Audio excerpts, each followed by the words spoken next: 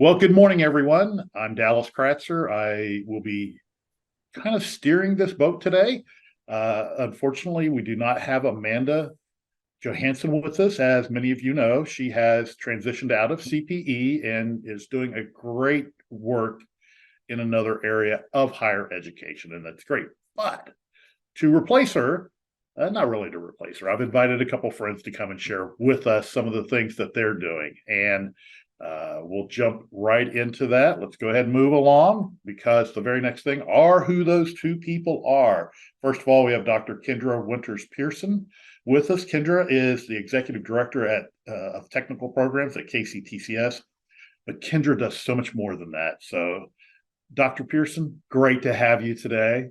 Thank you. You want to give us a little background on what you're doing? Yeah, I've been in higher ed almost 20 years now. A majority of that has been spent with adult learners. And of course, along with that comes credit for prior learning. Dallas and I met at Cale many, many years ago and have consulted for them and presented together several times. So this is easy peasy for us. Under my umbrella at KCTCS are the CTE curriculum committee. So I do a lot of work with faculty, but also credit for prior learning. I share work-based learning, and Perkins is also under my umbrella at the system office. All right, thank you. And you're going to be focusing on a lot of the local things going on. And then Matt, I don't even know what to call you. You are so in so many places. The venerable Dr. Matt Bergman. How's that? uh, Matt, share a little bit about yourself. Yeah, that sounds a little generous. But yeah, thank you, Dallas. I worked with Dallas and Kendra for many years. Matt Bergman from originally the University of Louisville for close to 20 years now, and have recently transitioned to a VP role with Student Ready Strategies to try and scale CPL practices and policy across the country. So working really hard to navigate this work and make sure we're scaling it in a way that creates some standard approaches across the country. A really nice little note is that Kendra and I have just published, or it's going to be published next year, a chapter in a book about student engagement. And we were fortunate enough to have a chapter about credit for prior learning specifically in a student engagement book. And I think that is a good precursor to this idea that this is becoming part of the fabric of regular institutional work. It's permeating the culture, and I'm really excited that we'll get to talk about it today. Great. And you guys, both of you guys are just fantastic folks. Plus the work that you're doing in this area, to have you here in Kentucky as a resource to all of our schools. I look forward to what we're going to be doing over the next couple of years. Matt and I go way back 20 years ago, Matt, and the program at U of L and what we're doing there. I'd like for you to share a little bit more about that later on. We've got some things to talk about. But in this, the intent here today is to talk about some practices that are going on in this area of CPL. And I want to revisit our definition for CPL and how that umbrella works, because there are so many ways and opportunities to do credit for prior learning in our institutions across the Commonwealth in relationship with one another, but we should always maintain our North Star. And here's that definition. It comes from CALE. CALE is the Council on Adult and Experiential Learning. They do the majority of the work across the country and internationally in this area. So they are our standard bearer, if you will. Dr. Bergman is a CALE ambassador. I'm just going to keep calling you Matt and Kendra. Okay. If I try to keep doing that doctor thing, it's going to get way off the map. Yeah, not necessary for me. Yeah. Okay. And as an ambassador, he shares with individuals how CALE can help and assist, and then also takes ideas to CALE from the constituents to help them navigate this credit for prior learning journey with the state or nationally. Kendra and I are going to be doing some international level stuff here in May. We're looking forward to that. So that North Star, that description, this is what we will continue to use as we grow our work here in Kentucky. You can see the umbrella there. It gives us the breakdown of where these credits are and how it applies. The majority of our schools in Kentucky are doing some kind of credit for prior learning. The big challenge is what level? How are we doing it? Transfer credit, everyone does some type of transfer credit. The idea of credit for military workplace learning, again, some recognition, but how can we do better?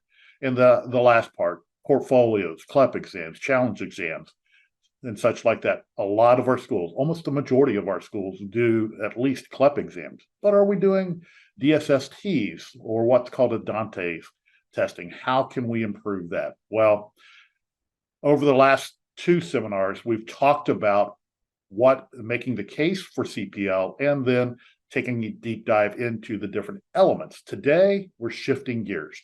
We're going to do what I call best practices, but I put that best in quotation marks because really it's about sharing practices and what we see going on across the Commonwealth. Kendra has direct ties here in Kentucky with the things that are going on, particularly at KCTCS. And Matt, through his experience with Complete College America, has had a national perspective. But, Kendra, you've got that national perspective too. So, you guys just share in here. Jump in. Matt, Kendra, we've got University of Louisville on there, but Matt, can we hold that for just a little bit? Because I really want you to plow through that. Kendra, what are some of your thoughts? What are the things that are going on at KCTCS? Yeah, so some of the things that I'm working on, I've been with KCTCS for a year now, and we have 16 colleges, each individually accredited, but we have one curriculum, so one catalog, and we're really focusing on taking those individual college agreements or equivalencies and creating them system-wide so that we know that students today are very transient. They get a job in Lexington, but they're from Louisville, or they're over in, our eastern side of the state, and maybe they end up moving to the western side because of a job or whatever. Life happens. And so we're trying to make sure within the KCTCS system that if a student starts at one college and they transfer to another, that credit is valid and transcripted correctly from our college to college. And I think this is something that a lot of systems are working on. Previous to coming to Kentucky, I was up in Minnesota, and the system up there, the Min-State system up there, they're doing a lot of work. They are a bigger system, 37 colleges, both 4-year and 2-year, and they're trying to create something very similar that if you're in the Min-State system and you go between the 2 years, maybe to another 2-year, or from the 2-year to a 4-year, that credit for prior learning is coming with you and being transcripted in the way that you expect it to be transcripted from one college to another, that you're not going from one college with program credit and then to another maybe and getting elective credit and having to redo coursework or classes. So that's really been a big piece. Also within KCTCS, we now have everybody on the ACE military guide. And so we're really working to try and make our military equivalencies system-wide, but also really digging into that and finding out what are our students bringing to us and what can we equate that to, and really trying to equate it to program credit versus, again, giving students electives, because anyone who's worked with adult students knows that they've probably done a little bit of a swirl between colleges and they don't need elective credit. They've probably got that already met. So we're really trying to look at those equivalencies across the board, not just in military, but making sure that students are getting what is appropriate for that prior learning that they're bringing in. And then, of course, we're always looking at policy. Policy is always changing, as things come up. I think having a good policy is the foundation of any great credit for prior learning program. And then, of course, making sure that students know what credit for prior learning is.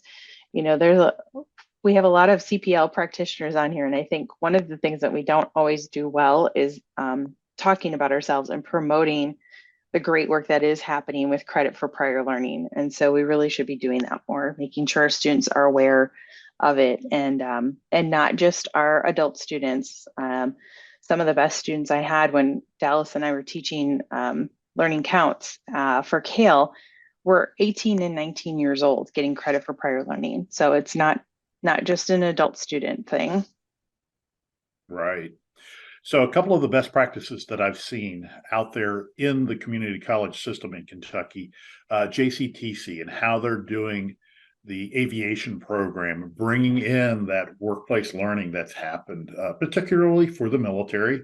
So some great kudos there for it. If you have a program that it has an aviation management, JCTC, Jefferson Community Technical College, is a great place to go.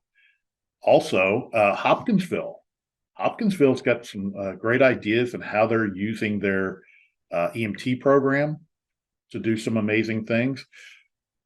I'd like to open it up for a moment to anyone that's in the KCTCS systems to share. So this is the open mic part, to share other great things that they're doing out there in their community in the way of credit for prior learning. And if you would just raise your hand, and I'm going to need some help. If somebody sees somebody's hand up and I'm not identifying, just somebody else say, hey, this person, or turn your mic on and just start talking. So any thoughts? As we're waiting for someone to jump in, I'll just say, and please put your hand up, and I'll break it off quick. But we are fortunate in the state of Kentucky to have our articulation set up with KCTCS well, specifically with category and core certifications on our general education. That is not the case in many places across the country. I'm working with specifically California right now, and it is a behemoth, and it is not as friendly. On the flip side of that, and related to that, the CPL practice and policy that we're putting in place, both at KCTCS and University of Louisville and EKU and at NKU, is when students have CPL, we want to transfer that in. We have to get MOUs in place and make sure that articulation, just like our transfer process for Gen Ed, is in the books, in the policy, so that they will get that evaluated. And once that is in place, it's been a wonderful marketing tool for the University of Louisville to grow enrollment. Because when an individual, as Dallas mentioned, has been in aviation through JCPS, through Hopkinsville, they will more likely transfer to your institution and jump right in, because you have very explicitly articulated that credit, and it's going to be a faster path to graduation. Great point. Thanks, Matt. So we don't hear anything from our JCTC folks or the community college system. So let's just press on. One that I want to talk about, a best practice that I've seen, is with Eastern Kentucky University. They've done a great job articulating, particularly military credit, to their programs. And one of the amazing things that they've done is they've worked with their deans and their department chairs to directly align that to degree completion, to accelerate and not duplicate what's already been done. So if you get a chance and you're interested to learn more, go out to the Eastern Kentucky website and see what they've done and how they've integrated it. And they're doing a wonderful job at sharing that information along with others. Kendra, any other thoughts or highlights that you've seen? I definitely want to give kudos to EKU because they have a really great website. And I think that's something that is not, again, always replicated. And we don't always share. And that's one of the goals that I've had with KCTCS, is cleaning up our website. It's tricky because, with 16 colleges, I can't tell them what to put on their website, but making sure that the system office or the system website is as updated as possible with CPL information. And as you probably have guessed, that is always changing. And so I feel like that's something I'm always working on. But EKU has a great site that you can go and check out and utilize and try to replicate because it's really good. I would agree. And Jennifer has put that out there in the chat room for us. Jennifer, do you want to turn your mic on and just talk a little bit about that? Or come on video too.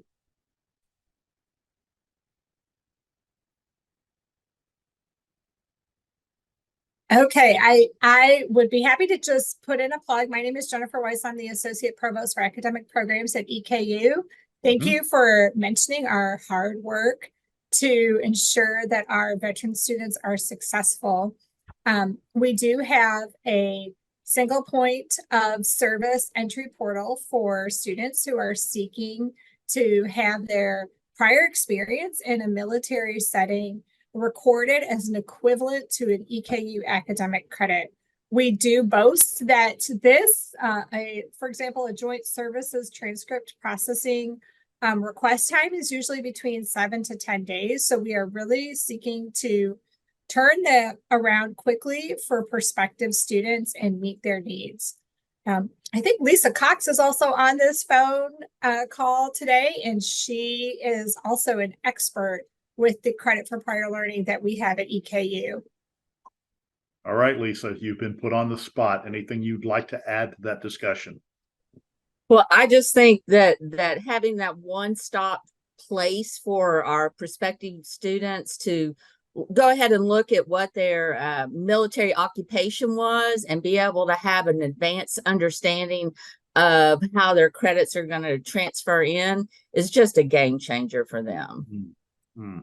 I would agree. I would agree. Excellent. Thank you for sharing.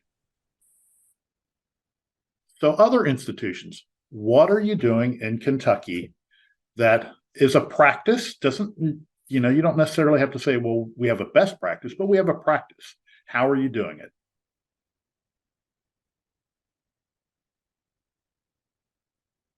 Matt, thank you for throwing that out there. So go ahead and talk about that. We'll jump more into it later on, but this is a particularly interesting part that's equivalent to what EK or similar to what EKU is doing. Yeah, so what EKU is doing, I think NKU may have this as well. There are other institutions like University of Memphis, Thomas Edison State University, Wilmington University up in Vermont and Massachusetts, that are creating databases for things that have been articulated. So if you're seeing common trainings or military or corporate trainings that are coming in from your students and you want to get that on the books so that it's not as cumbersome when a person transfers in, that's a great best practice for people to get that credit immediately so that it's not a lagging process, and it generates the kind of greater potential for retention for students because they feel more engaged, more sense of belonging, and more invested in the institution as a result of being acknowledged and valued for the college level and creditworthy learning that they bring in from outside the confines of the college walls. And I saw Kim has logged in now. Kim, NKU, what are you doing? Hello. Can you hear me okay?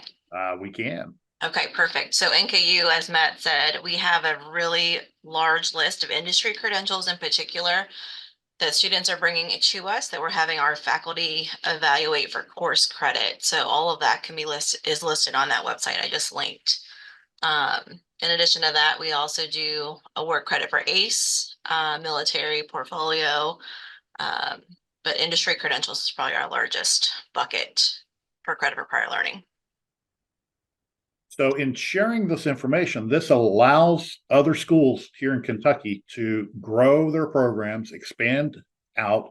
We have great resources. Let's work together for this because there really is enough pie for all of us, the abundance mentality. By sharing the capabilities, there are thousands and thousands and thousands of adult learners. No one institution can serve all of them, but by working together, we can do amazing things.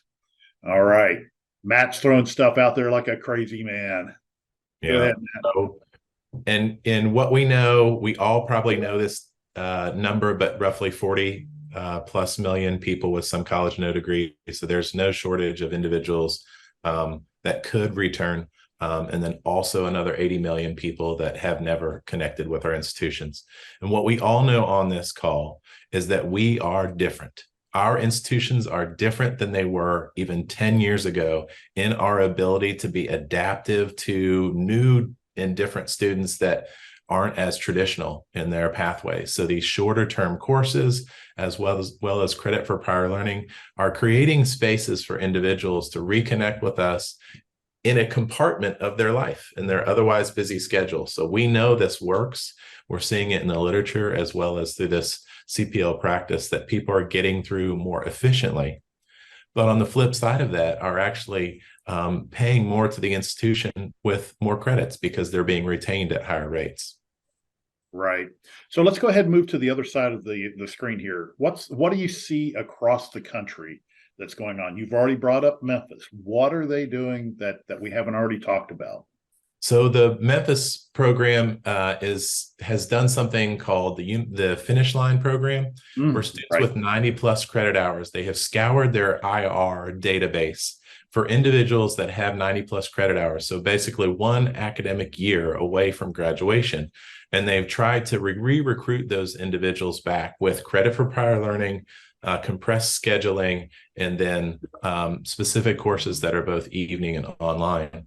And at the University of Louisville, we launched the Comeback Cards program basically exactly off of the playbook of Memphis. And I would say that I think every institution across the state of Kentucky ought to consider some version of this program where they look at their IR database, they identify those individuals that are close, they do the degree audit, and then they have a tailored approach. You could have a tailored approach for your marketing campaign to re-recruit these individuals that have stopped out 1 year or 20 years ago that could reconnect, because you know every individual, every family member you've talked to that is very close or somewhat close to finishing, it's just one of those long-held goals that they have. So having a clear pathway like the University of Memphis, like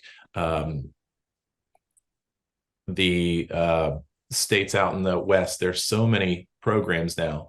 And Murray State, of course, is working on this as well. So we've got this, and we've got the people in our database. So we just have to reconnect with them, but we have to have a very tailored message about exactly what's left so that they can come back and do it in an efficient manner that's not going to take them away from their current work.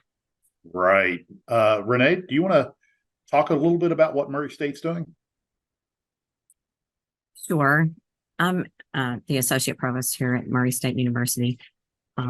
What our care unit, it's an adult education unit, is doing, and it was just passed at our board, but we've been doing this for several years, looking at those who have 60 hours or above, or 90 hours or above, and were Murray State students and have stopped out over a certain amount of years, to see if they have any financial holds that would preclude them from coming back to the university. That's important. That hadn't been mentioned yet.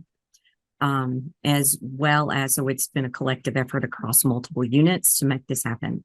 So there is a database with IR development, with using the National Student Clearinghouse to find out who those students are. And we have great people who have been in the past and connecting to it. You all are very aware probably that there are units across the nation that do this for a service, right? And what we found at Murray State is that we can get a larger percentage than that without paying them to do it.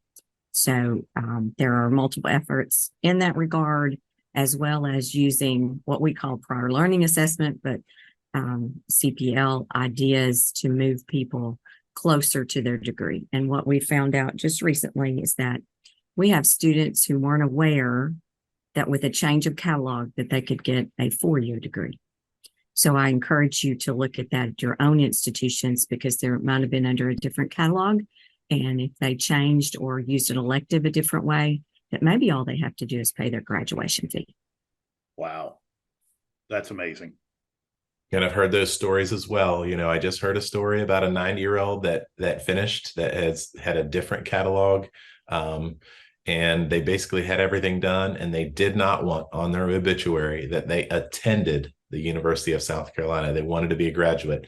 You know, there are so many people out there, obviously not a ton of 90-year-olds, but just like Renee said, there are people that exist within our databases that either are done or very close, and we can reconnect with those. It's a laborious process, but it is definitely a worthy one, and creates some magical stories.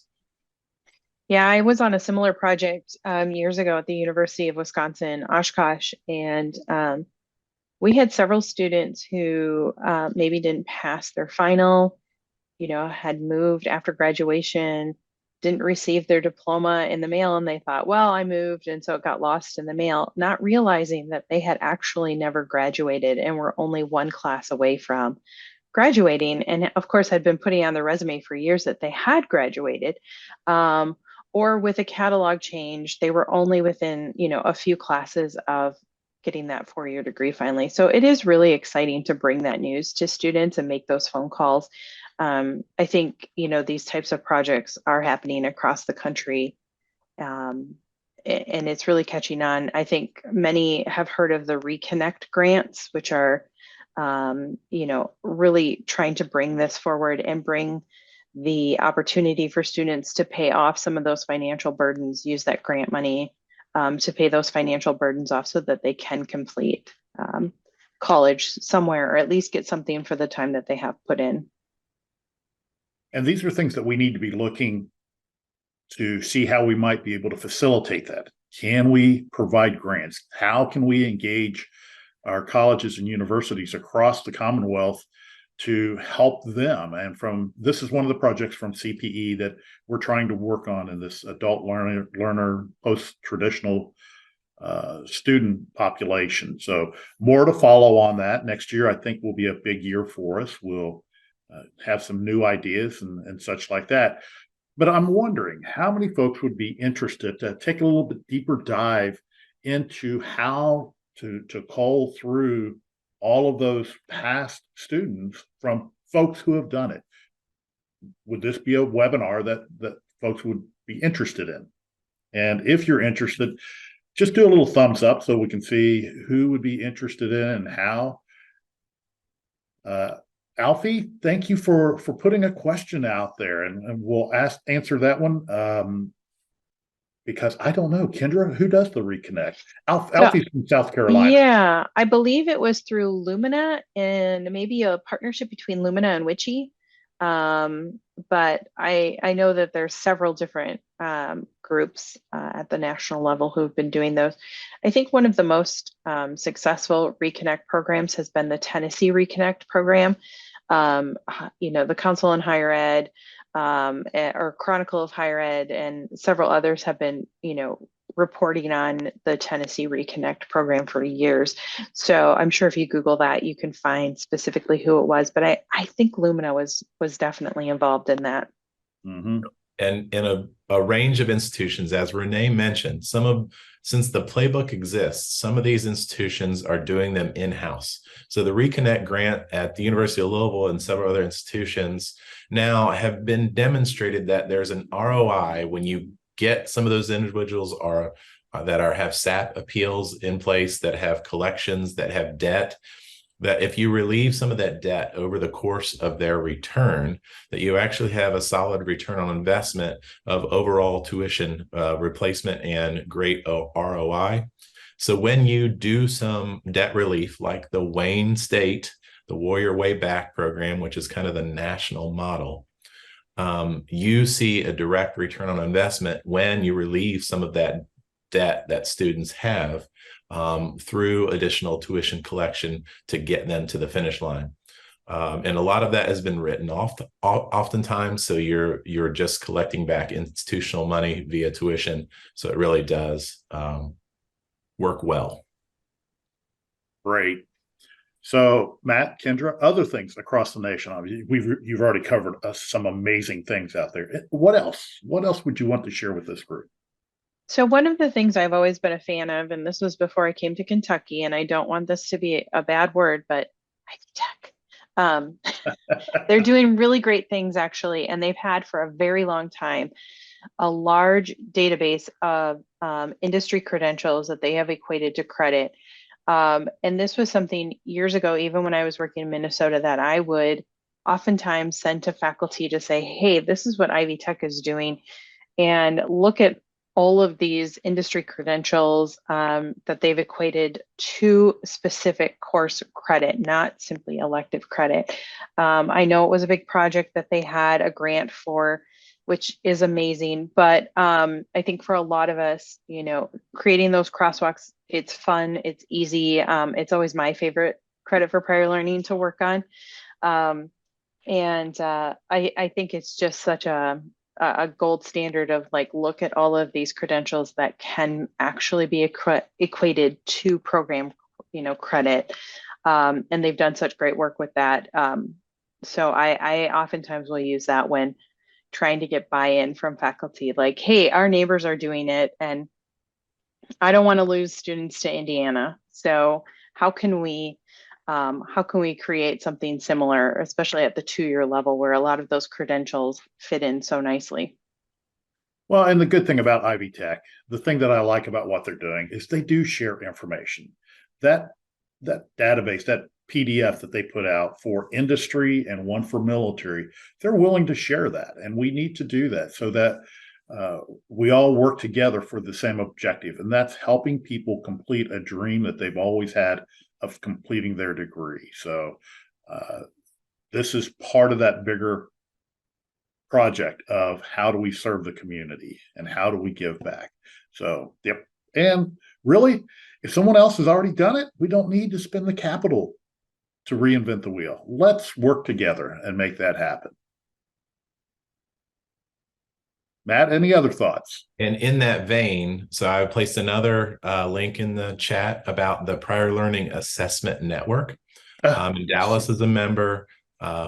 Kendra's a member. So we have over 100 institutions that are working on prior learning assessment, credit for prior learning, and we share best practices. So this is a kind of a nonprofit group of sharing things that are going on that are moving the needle and incorporating this into the kind of permeating the culture of higher ed, but also specifically our own institutions. So there are links to the events as well as recordings, as well as just some of the resources that we put together. Great community to connect with others. So you can find like institutions and call them, email them, ask them what they're doing, and they'll share because this is a collaborative process. We have a new website, or not website, LinkedIn group.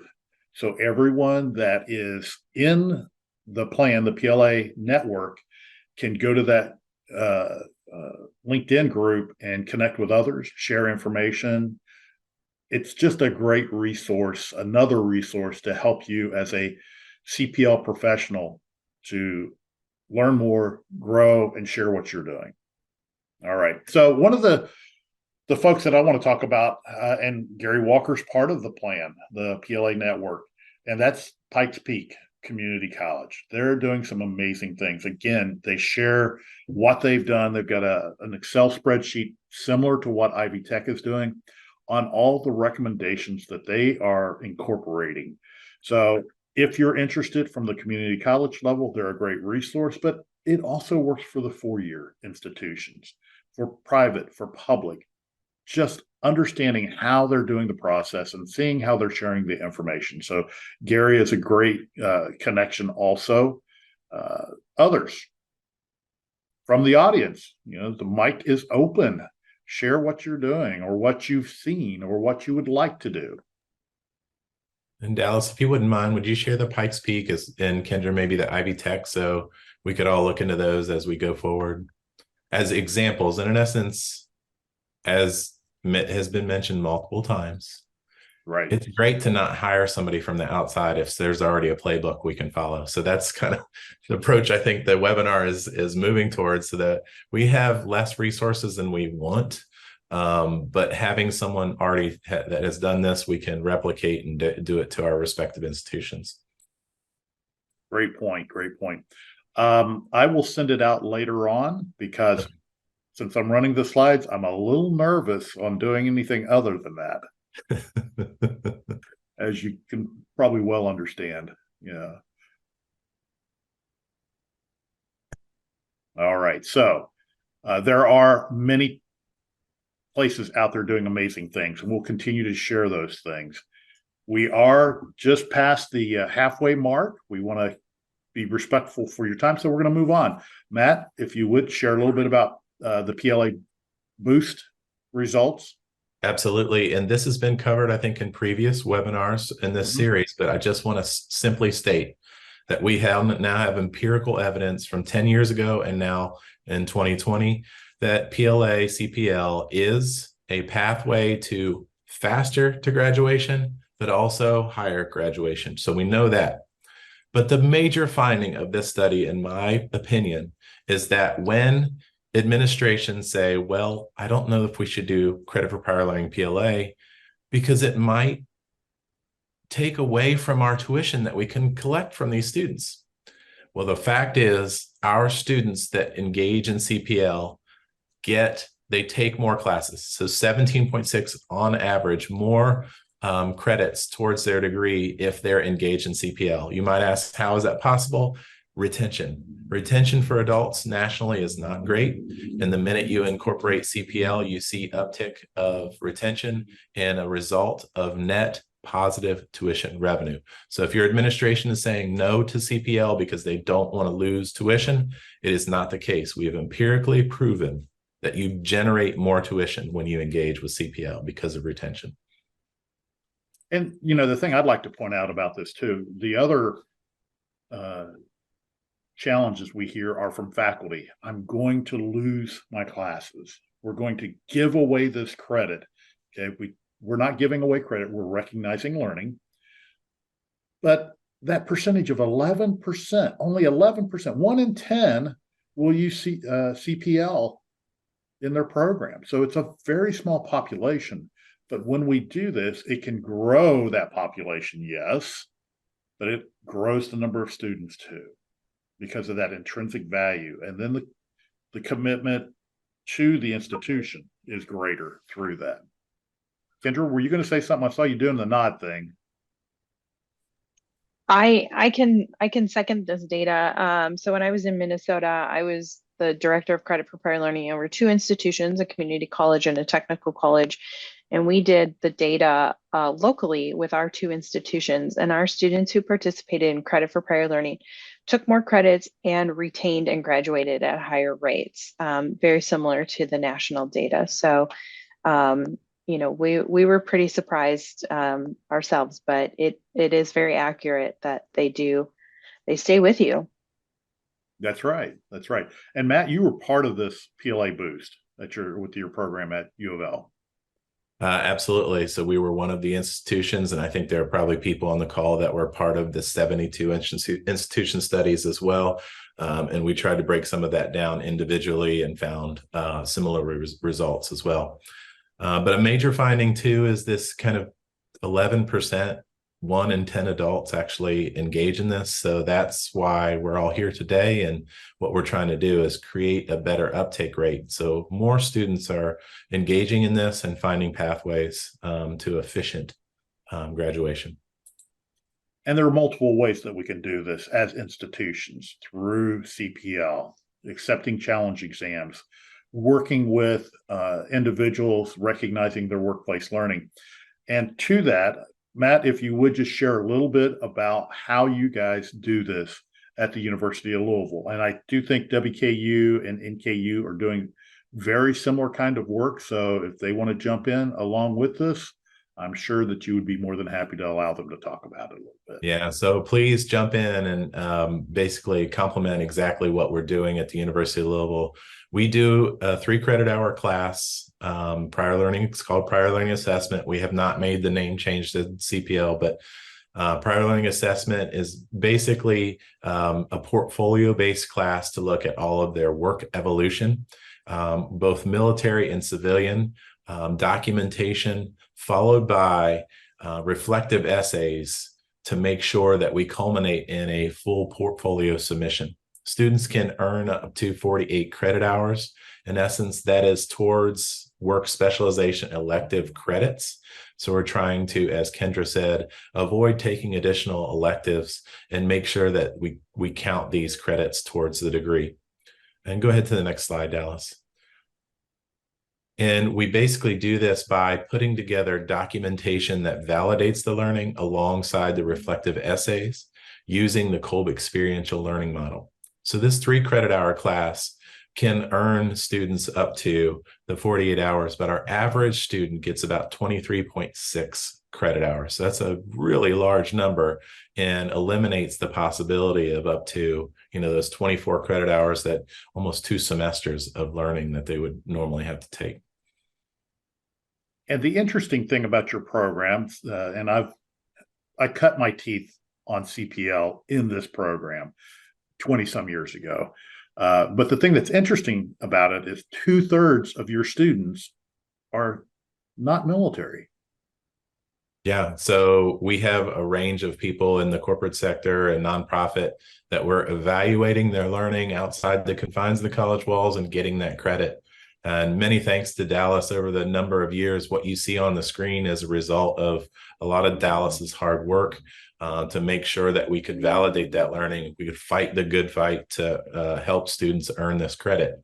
And that is, as many of you know, at Western, at NKU, at Murray, at EKU, has grown our enrollment as a result of this enticement for adult learners. When they can see clearly and explicitly how their credits will efficiently get them to graduation, they're more likely to engage with us. And we're seeing declines in enrollment for adults across the country, but we're pretty flat in a lot of these programs that are very good at marketing credit for prior learning, because adults see their pathway and they see that kind of light at the end of the tunnel more efficiently.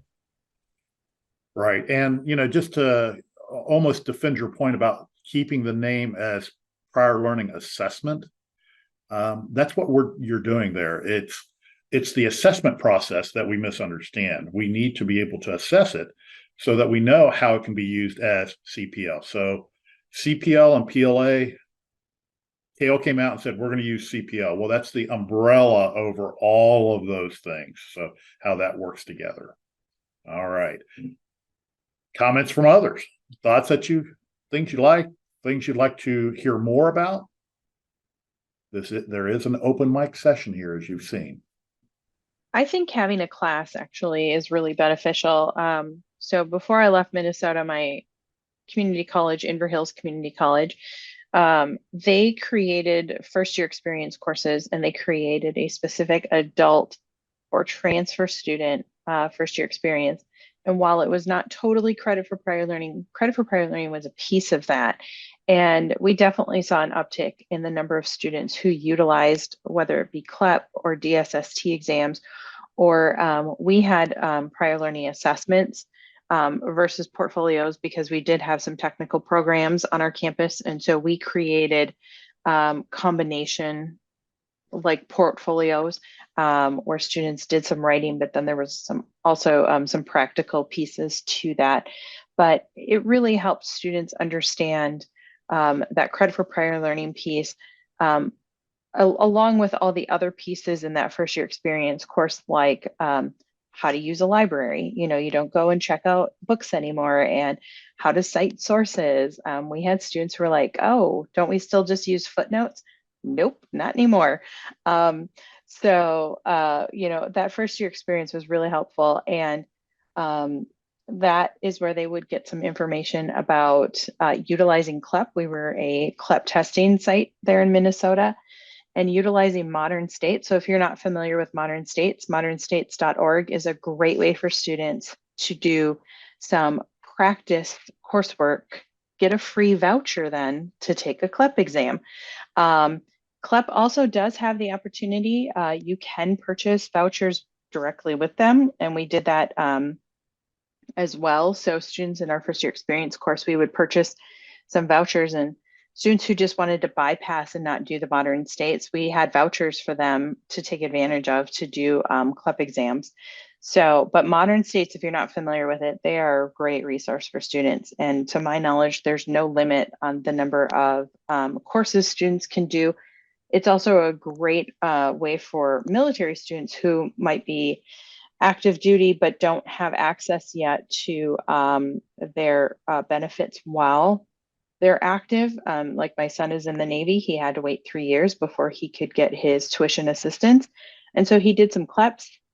He did some other online learning type of things to get credit for prior learning while he was waiting for his tuition assistance.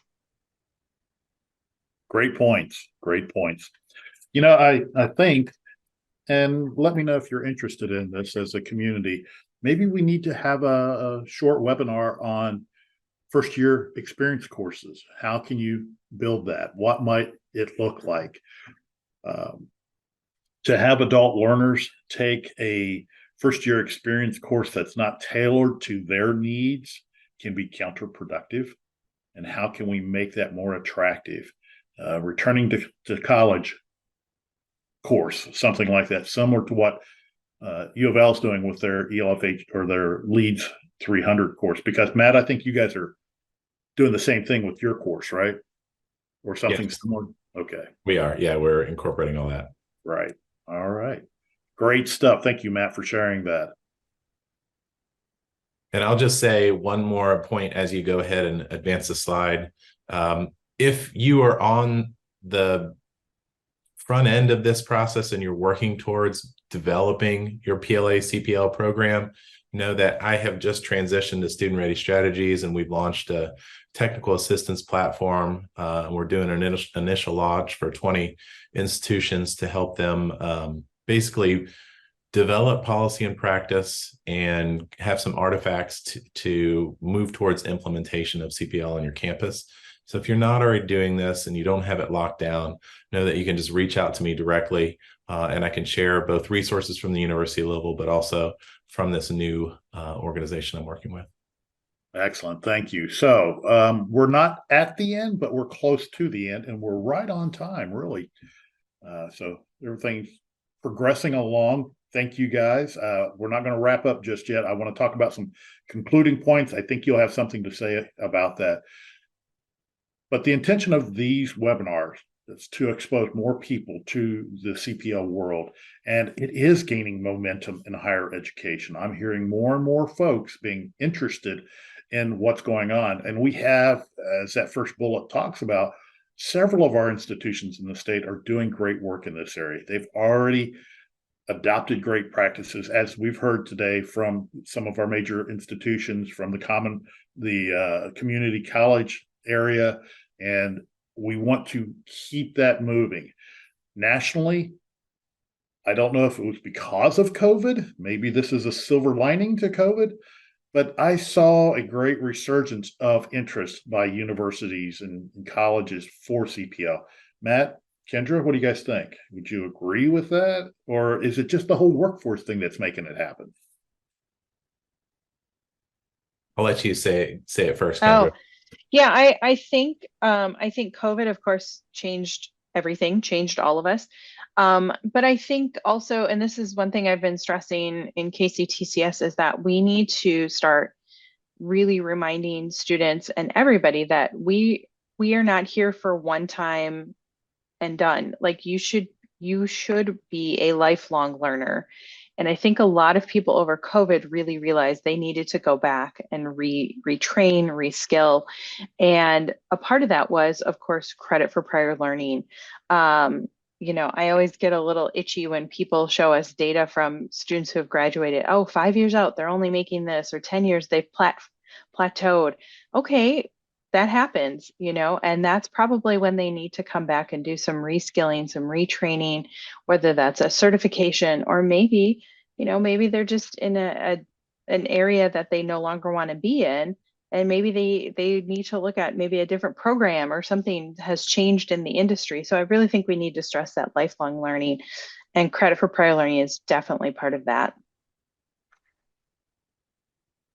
And I will say, think about 10 years ago, what you believed about online education, or 15 years ago. It maybe wasn't as savory as it is today because of the changes in nature of digital learning and where we are with COVID. People are more open to the idea of online learning. But 15 years ago, it was a great deal of skepticism. Now, there are certainly skeptics, and there always will be. Similarly, with credit for prior learning or PLA, we're going to see a rapid transformation of your feeling, as well as so many people across the country, about the validity of this work. If you're not on board now and you don't want to get on board, it will pass you by. It is going to be part of the fabric of what we do at institutions for the entirety of our lifespan. And institutions that are doing it well will see at least flat, if not growth, in their enrollment, whereas other institutions are struggling, and we're seeing so many private liberal arts losing the battle because they're not in this particular fight or this game.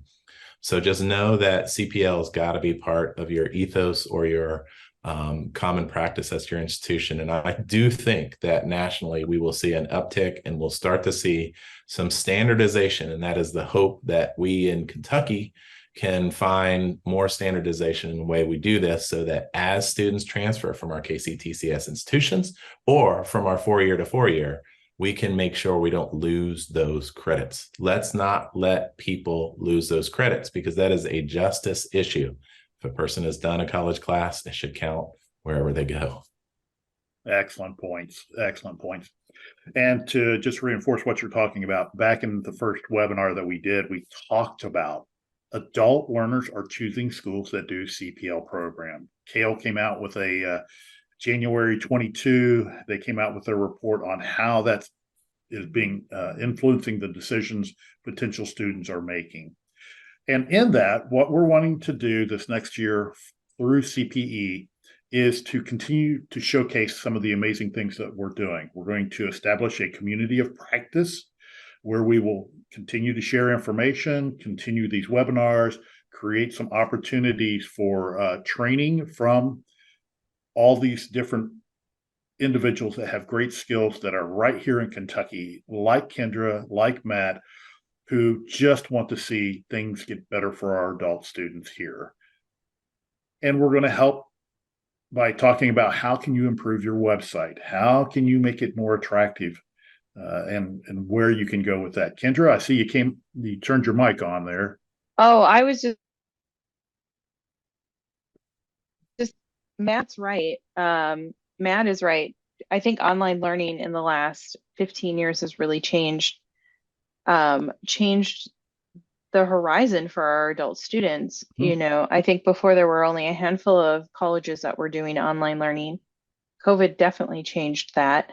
And, you know, I think now too, even 5 years ago, we thought competency-based flexible programs were something that only big institutions can do. And I know that's something that my colleague Harmony Little is working on, bringing competency-based education to KCTCS and looking at those flexible models, because adults need flexibility. And actually, we're finding a lot of our traditional age students also need that flexibility as well. So I think that's, you know, we're going to continue to see changes, and credit for prior learning, of course, is definitely going to be part of that, including that competency-based piece.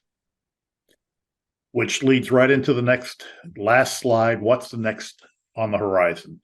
We talked about the community of practice and how we're going to build that out from CPE. It's probably going to launch sometime in the spring, more to follow on that. But as we prepare for that, a couple of upcoming conferences, the Council on College and Military Educators is happening at the end of January.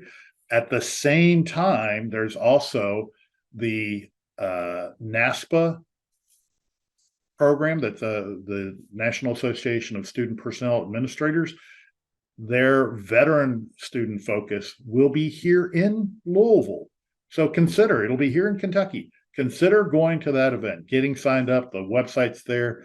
The cost is a little bit lower than what it is to go to CCME. CCME is going to be in Denver, Colorado. So whichever one works out great for you, look at getting involved. But most importantly, please consider signing up and attending the Kentucky CPE Student Success Summit. That will be February 26th and 27th. It's going to be down at WKU on their campus in their area. And the intent there is partnerships that work. And this was a great focus. We are going to have a special guest that will be attending, Nan Travers, Dr. Nan Travers from Empire State. Nan or Dr. Travers is the guru on credit for prior learning. You know, I want to be Nan when I grow up. Yeah. She's the Aretha Franklin of CPL PLA. She is. She's the Aretha godmother. Franklin. She's the godmother. She Mhm. is. She She's the is. goat. She really And is. She's going to be there with us for the 2 days and really share just some incredible information on how we can grow what we're doing here in Kentucky. So please sign up for the summit. Registrations are open. And Heather, thank you so much for putting the link out there so that if you don't know where the link is, you do now, because I just noticed I did not put it on this slide. It's on our website. Go there and find it. That is all that I have to say, except for thank you to all of you for attending, coming and joining this webinar. We hope that you've gained some valuable information from it. And most of all, Dr. Kendra, Dr. Matt, you guys are awesome. Thank you for being part of this and wanting to improve what we're doing here in Kentucky. You guys And are rock stars. I'll speak Oh, thank you for I'll having speak for me. the three of us and say that any one of us is available to you all for this work, because we're just so committed to the idea that we can serve these people and create efficiencies and just change generational trajectory through this educational attainment. So we are committed to that. We know you are too, but just know we're resources for you. Send us a direct email and we will we'll help you all out. Yeah, I second that. I'm always happy to share information or share contacts in other states. You know, CPL practitioners, we are a small but mighty group. So most of us know each other across the country. So if you're looking for something specific, we probably know someone who's doing that, and we can connect you with them. Matt just put his email out there. Kendra, if I could get you to do yours, that would be great. I'm putting mine out there as well. So reach out, get involved, share, help one another, and we do change lives in this, and we change trajectories. So let's continue to do that. And I know many of you are doing great work. Thank you for what you're doing. We hope that you have a great holiday, and the new year is a new and exciting year for you. And in that, we are at 10:58, right on time. Perfect. Thank you all. We will be following up with the survey in the next week, to just a short survey. Your interest in seeing this kind of webinar continuing and what you might enjoy in the way of topics. Again, thank you all and have a great day.